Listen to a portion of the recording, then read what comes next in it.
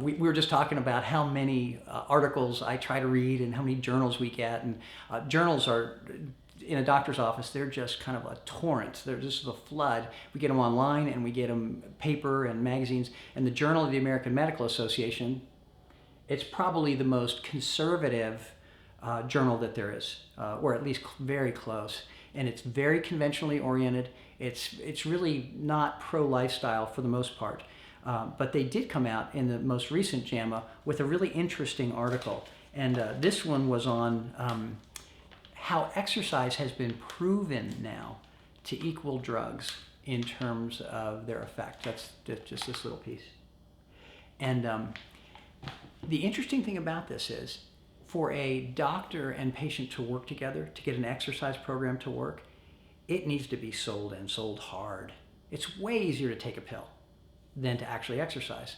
And I call it vitamin X. And vitamin X, if you can get a hold of it and do it, it'll change your life.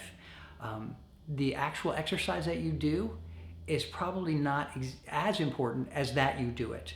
We know that 20 to 30 minutes of brisk walking and easy walking, and brisk walking and easy walking 2 or 3 times a week makes a massive difference in cardiovascular mortality.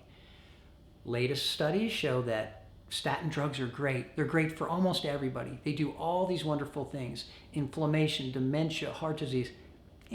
I gotta wonder if exercise isn't a way better choice. Statin drugs, in the California study that I mentioned earlier, reduce your ability to exercise by 40%, or in 40% of women. That makes me very, very uncomfortable with the idea that statin drugs should be first line of therapy. They shouldn't be. Exercise and diet and exercise should be sold as equal to drug therapy, not as, well, we'll do them together. Because generally, if you know you're already taking the statin drug, you're not going to be as motivated to exercise. But if we can create an environment where exercise is really important and really primary and really sold to the patient, then that patient will be much more likely to exercise. We know that if you send them an email reminder or you call them on the phone once or twice, they'll comply 50 to 100% more. That means like twice as often. So exercise is a big, big key. And statin drugs reduce your ability to exercise. So if you can exercise first, that's where you need to go. The latest studies in the Journal of the American Medical Association say so. Get with your doctor. We're better together. That's good.